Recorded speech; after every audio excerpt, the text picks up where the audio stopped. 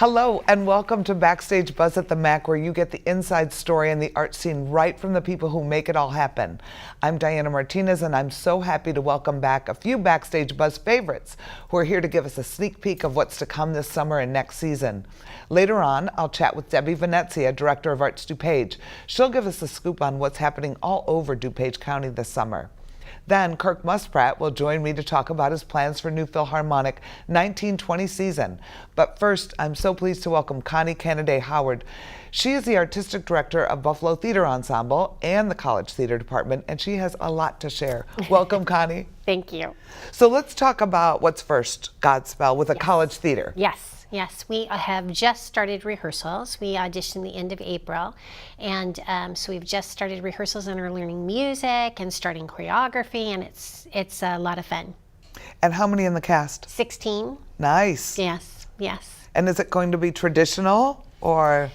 You know, it's hard to talk about Godspell traditionally because it's been done so many different ways, but it's not tie-dye. Okay. If that's traditional.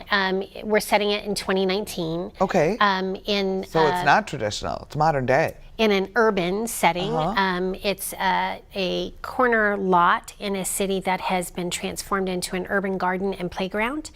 And there's a band that arrives that's setting up for a summer festival, like noontime festival, and then the person gets a call, and we start the show with Prepare Ye. So, and so, you know, students on their way to class, or a mom coming back from daycare, or people on the way to the office, or the construction workers across the street become a part of the cast. Oh, I love it. Yeah. Now, did this all come out of your head? Yeah. Well, I shouldn't say that. It came out of production team's head, but the germ of it, the germination of it was mine. That's fun. Yeah. It's really fun. All right, let's talk about BTE. Yeah. So let's talk about that season. What do you have coming up? It's a super exciting season. We're starting with Holmes and Watson by Jeffrey Hatcher, who's one of the country's most prolific playwrights. It was first produced 2 years ago at Arizona Theatre Company, and it is a continuation of the story of Sherlock Holmes. So it's 3 years after the Falls. And there have been, in the ensuing 3 years, there have been several people who've claimed to be Sherlock Holmes. And Watson has always been called on to either identify him or debunk it, and they've all been frauds. So he gets a call that there are, or gets a letter, that there are 3 people at a asylum who all claim to be Sherlock Holmes. At a mental asylum? Yes. Oh my. And so he travels to the asylum and meets with all 3. And every piece of the show is really twisting and turning, and lots of fun. It's a really good script. It's being directed by a former student from 3 decades ago. Wow. Who's an artistic director in Arizona, actually, of Stray Cat Theater. Ron May is coming back to direct for us. He was actually a part of Arizona Theatre Company staff when it was originally produced. Oh, nice. So he's got a connection to it. So we're really excited about it. We have 3 ensemble members in it. Norm Waddell is playing Watson, Robin Coffin is playing the matron, and Kurt Nabig is playing one of the Holmes. Oh, it sounds so, good. And just when you think you know the answer, then the answer evolves. So it's a really great script. It's not a spoof. There are lots of spoofs of Sherlock Holmes. So this is a serious whodunit. I mean, there's comedy in it, but it's a mystery. Okay. So so that's what we start with. And then in late January, early February, we open The Cake, which first premiered and continues to be rewritten, but it first premiered in 2017, July 1st, 2017, and has a production running right now at Manhattan Theatre Club that Lynn Meadow has directed with Deborah Jo Rupp in the title character. That's interesting. This could become really on Broadway in a minute then, right? Right. And when we applied for the rights and got the rights, we got the new script, which was just finished in March. So it's really exciting. It's set in North Carolina, which is where Becca Brunstetter is from, in Winston-Salem, and revolves around a few characters. It's a 4-character play, but it's set primarily, not entirely, but primarily in the bakery of a woman whose surrogate goddaughter, her best friend's daughter, who she knew growing up, has moved to New York, and her best friend died a few years ago. And the goddaughter comes back and asks her to bake her wedding cake. And she's very, very excited. It's going to happen in the fall. And then she learns that there are 2 brides. So there's a tension and evolution of thought amongst all of the characters. It's got tons of comedy in it, but ultimately it's talking about how do we reconcile when our beliefs don't really match everyone else's. It's an important conversation right now. I think it's great. I think it's wonderful. I think it is too. And we have some ensemble members in that. Lisa Dawn is playing the surrogate daughter. Brian Burke is playing the husband, who's a plumber. There's very funny things about that in the play of the baker, and I'm playing the baker.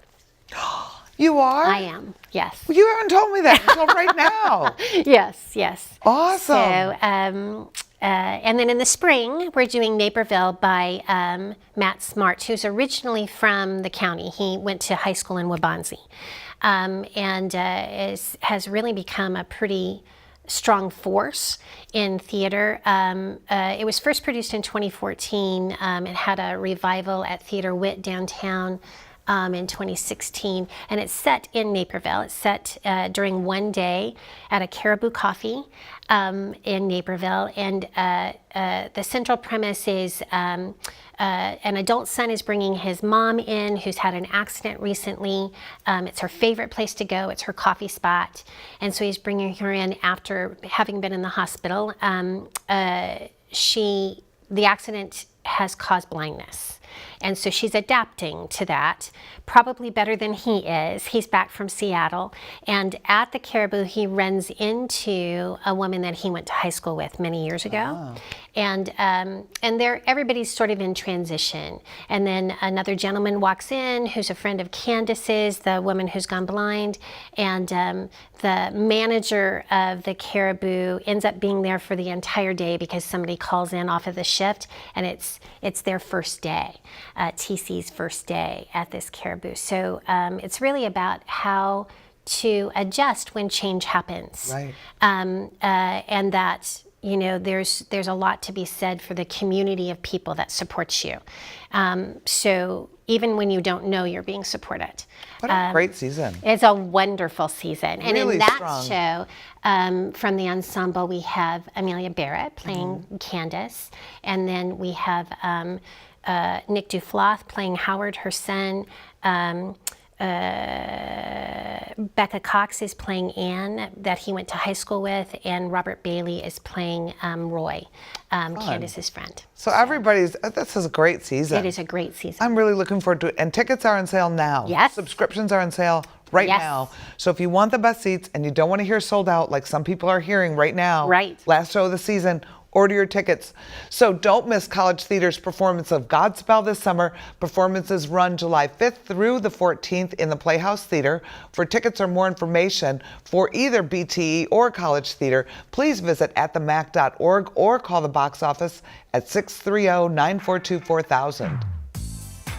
Be sure to stop by the Cleve Carney Art Gallery this summer to see the latest exhibition, Jose Guadalupe Posada, legendary printmaker of Mexico. Posada images captured all aspects of daily life in Mexico City from 1889 to 1913, directly inspiring artists like Frida Kahlo and Diego Rivera.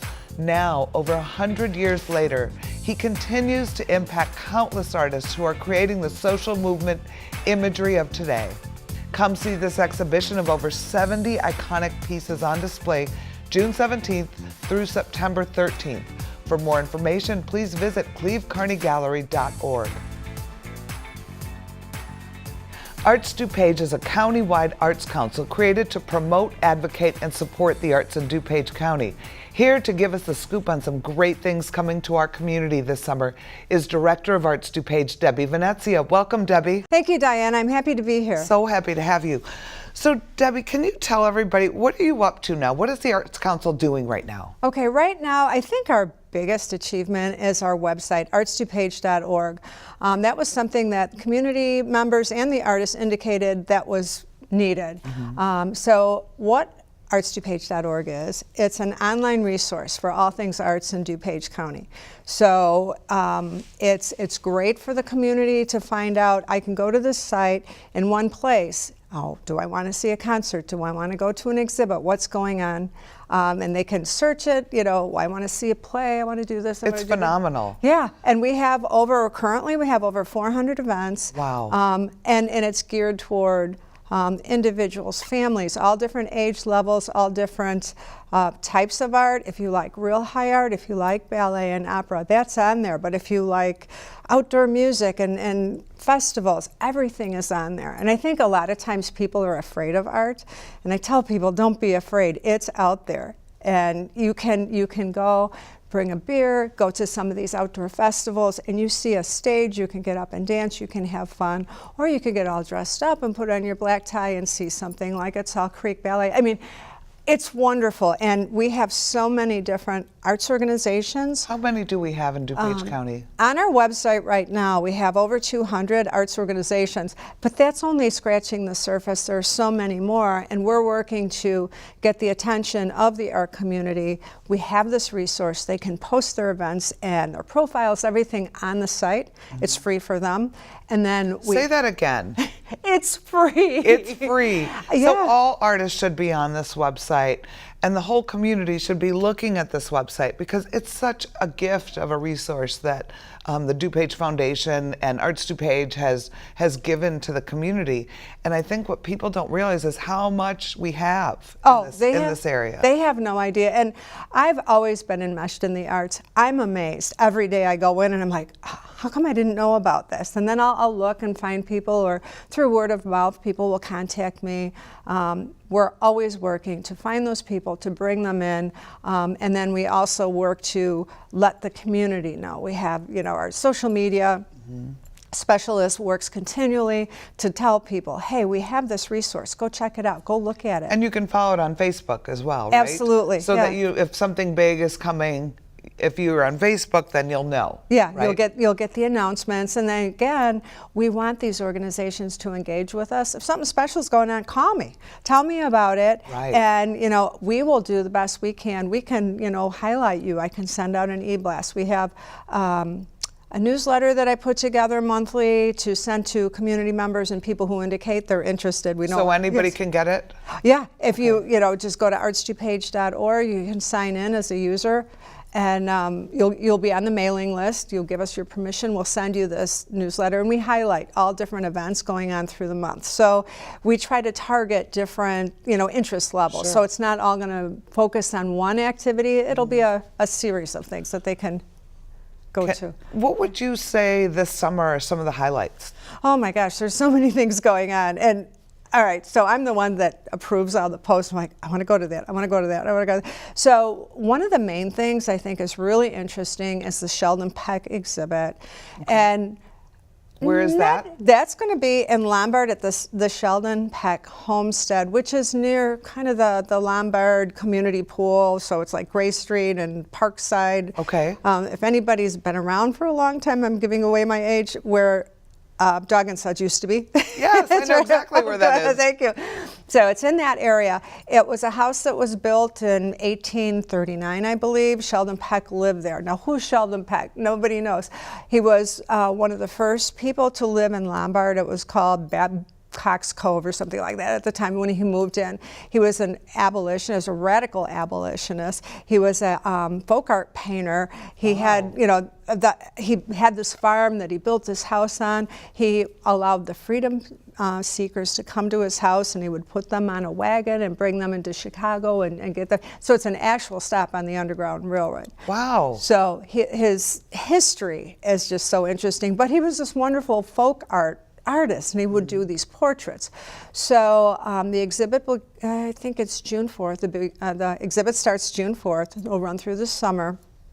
So it's a number of portraits that are on loan from individuals and museums across the country. And it's right here, and you know, so go over there. In this house, this little tiny house, they tried to preserve So it's the real house? It's the house he lived in. It was also a schoolhouse at one time in Lombard.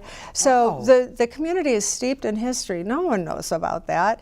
And you know, this is one way to find out. Go there. Now I want to go. Stand I'm in going the to go house. with you. Yeah, and I'll go out. Let's go. Yeah, we'll crash it. We'll go on the first night. Yeah, because it's wonderful. And then each town and municipality has its own outdoor concerts. Right. And so on, you know, Tuesday nights you can go to Lisle, and on Thursday nights you can go to, you know, Addison and Downers Grove, and on Fridays You can come here to the Lakeside Summer Series. What a great series. And it's beautiful, especially here. You sit by the water and that gorgeous stage, and have all the food and everything, and it's like a festival.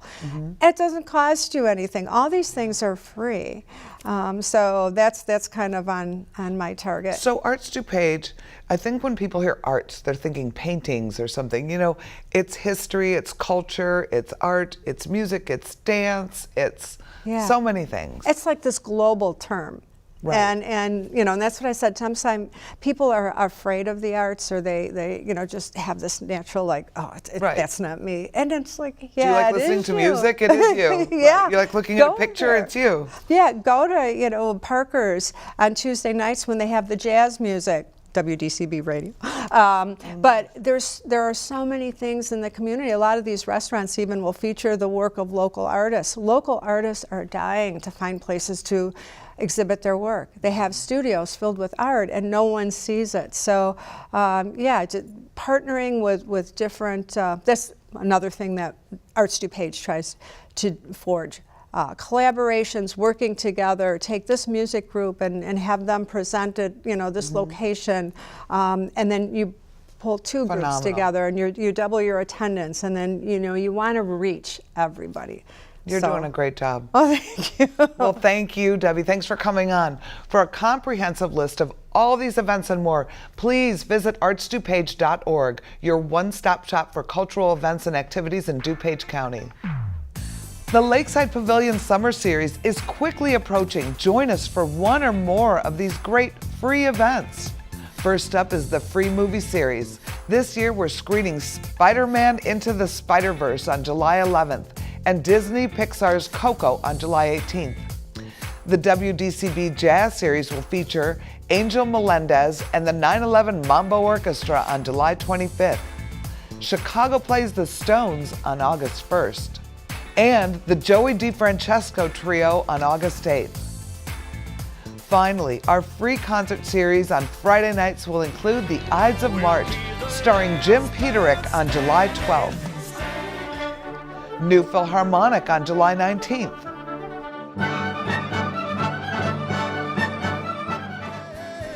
Brass Transit comes on July 26th.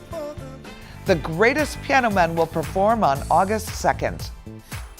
And closing the season is the Magic of Motown on August 9th.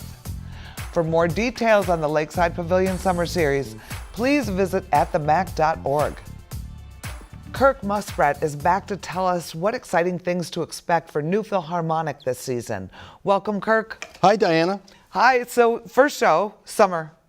Summer, July 19th, Friday night, perfect weather, wonderful drinks, food, happiness, our mini Ravinia out at the lake. And live broadcast. Oh, live broadcasting. Yes, sir, live broadcast. All over the universe. All over the universe. And you can watch it online. It'll stream, so if you can't make it, right, everybody better be watching. And they do a wonderful job. Don't they? They do a great job. It's incredible. It's like watching a PBS special. Yeah, it's fantastic. It's the best. Yeah. That's this crew. Oh, it is? Yes. Oh my! They do a really good job. Yes, they do. So then, after summer, you open the season with Beethoven. It's Beethoven's 250th birthday next year. So we're gonna have a cake. I want a cake then. Okay, but 250 candles, we have to talk to the fire marshal. Okay, but yes, and we're going to do Beethoven Ninth Symphony, which is, you know, the iconic piece about peace on earth, about humanity, about mankind, about living together, those kinds of things. And we're also going to start, just to show about what our orchestra is about, the first piece on the program is going to be Beethoven's Egmont Overture with Matea High School, which is a wonderful high school, and our orchestra together. So it's like a night of togetherness and investing in young people and talking about the goodness of mankind. Oh, I love that. So that's a side-by-side for the first number, and then Beethoven 9 with full chorus, 4 soloists, everything, like, you know, amazing. Ode to Joy. the choruses are amazing when Yeah. they come in. It just adds so much excitement, does. doesn't it? Uh-huh. I love that. All right, and then what's next? So the next I would say is Jens. Jens Lindemann is a fantastic Canadian trumpet player. He went to band camp with me. Don't tell anybody, okay? He did? Yeah, he went to band camp. He was a star when he was like 10. Well, wasn't he part of Canadian Brass? He was the hot trumpet player in Canadian Brass for, I don't know, 12 years or something. Now he's in Hollywood just doing like studio stuff. And he's a really fun guy, and he's going to play the Artunian Trumpet Concerto. And we haven't had a trumpet concerto since I've been here. I hope all the brass kids and all the brass teachers and all the brass people come out. And we're also going to do a Wagner overture on that program, which we have not done here yet. And we're going to do Scheherazade, because people keep asking me for Scheherazade. And it is that fantastic piece about, of course, the intelligent woman who keeps tricking the Sultan night after night from the 1,001 tales that she tells the Sultan every night so she doesn't get executed. And in that piece, Diana, as you know, there's an enormous violin part. And so Michelle, our unbelievable concertmaster, will be playing violin that night. Oh, wow. That'll be a beautiful show, too. Yeah, I love telling the story of Scheherazade because the woman's so smart and she always tricks the Sultan every night. Kirk. Yeah. Girls always trick the guy. I know they do. Just Guys so are- you know. Guys are Just dumb. so you know. Guys are dumb. Yeah. Newsflash. Girls always trick the guy. So that's one of the reasons I love this story. It's like the Sultan thinks he's so cool and I'm going to chop your head off. And then she goes, well, and he goes, no, you know, it's really fun. After that is Nutcracker. Holidays begin. Yes, and you can tell us about, maybe I should ask you, tell us a little bit about Salt Creek. So Salt Creek Ballet is a well-known ballet company here in the suburbs. And I went and saw their production a couple years ago, and I was just mesmerized with how beautiful the costumes and the sets and the special effects. What I love about it is it's a classic production. And I think a lot of families are looking for that tradition, you know, to share with their children and their grandchildren, the real traditional Nutcracker. And paired with the orchestra, the New Philharmonic Orchestra, and this company, I don't think you're going to find anything better in the Chicagoland area. And so we're really excited to have a new company and fresh new costumes, fresh new sets, special effects. I think it's going to be absolutely beautiful. Yeah. Well, thank you for making that decision. It's wonderful. We need change always, and we need to keep things, just as you say, fresh and moving forward always with our orchestra. The next thing that happens in our season is New Year's Eve, which we have all 3 will be sold out, so buy your tickets now. And they do get sold out. They do so get sold seriously, buy your tickets now. Buy your tickets now. And it's a blast. And I am going to do the Radetzky March because the audience is going to assassinate me if I don't. I'm going to do the Blue Danube because the orchestra will the audience will assassinate me. And we have the most unbelievable soloist, Annie Rosen, who just she's a mezzo who just graduated from the Ryan Opera program, and she is just a ball of fire. I keep saying to people, as soon as she walks on the stage, that'll be it. I won't have to do anything for the rest. I can just stand there for the next, because she'll just take the concert over. She's a gorgeous, gorgeous, gorgeous talent, and I'm looking forward to working with her. And it's a great way to spend New Year's Eve because I think a lot of people might think like, well, I don't know classical music. This is all accessible. It's fun, it's exciting, it's majestic, and it's entertaining. It's extremely entertaining, and it's such a great way to spend New Year's Eve. I love the concert. I do too. I see it 3 times. Yeah, you do. And like, for instance, Annie and I are talking about doing something from Annie, Get Your Gun. Fun. Because she's just the consummate actress, and will do serious things too, of course. Well, but I vote there'll for be that. Yeah, but you know, there'll be everything from film music to traditional Viennese music to surprises. Can I just put it that way? After this, we have The Merry Widow, which is one of the two great operettas. It's nothing but humor, mix up, again, women tricking men. See? Dumb men, right? Dumb men, yeah. And really lovely romance, actually. It's heartbreaking at a certain point, just like in any good play. There's that heartbreak, and then everything unfolds, and everything's fine in the end. And it's a comedy. It's a romantic comedy. We're very lucky in that we have the parts from the Australian Opera Company in Sydney. I got them, and they're fantastic parts that make everything work. We've got great singers. Catherine Weber's coming, Jesse Donner's coming, and Elisa Jordheim is coming. It's going to be really fun. It's going to be like Fledermaus. It'll be fun. And then I have to tell you about Frida. Thank you, Kirk. Okay, so could you give us some context about the Frida so that I can then say about the concert a little bit? So one of the most significant Frida Kahlo collections of original art is coming here to the Mackinac Art Center, and it'll be displayed in the Cleve Kearney Gallery, and we're going to take over the entire lobby of the Art Center. Outside even will be incorporated into a garden for one of the largest exhibitions in the last 40 years of Frida Kahlo art. 150 photos, original artwork. It's probably one of the most significant cultural experiences that is coming to DuPage County and has been to DuPage County. I think it's going to be magnificent. And I asked you, could you please do something with a new fill to celebrate this? And when does that actually open, Diana? May. May. So in April, we're going to do an entire, there's like Revueltas, we're doing Night of the Mayas, we're doing Danzon of Marquet, we're going to do a tango mass, which is a mass, but it's a tango with full chorus. It's like gorgeous. And bandoneon, you know, the South American accordion. And we're even going to, it's not, I can't say it's entirely Mexican, because we're going to do bolero too, because people love bolero, and it's Hispanic. And of course, all that Hispanic influence that goes into Mexico is very important to their culture. So we're helping to hopefully kick off the whole Frida feeling and awareness in the city and at the college. Thank you, Kirk. Thank you, Diana. Subscriptions are now on sale for New Philharmonic season. To subscribe, call 630-942-4000 or visit at the Mac box office. And don't miss your chance to see them this summer at the Mac Pavilion, or you can watch them streaming live online.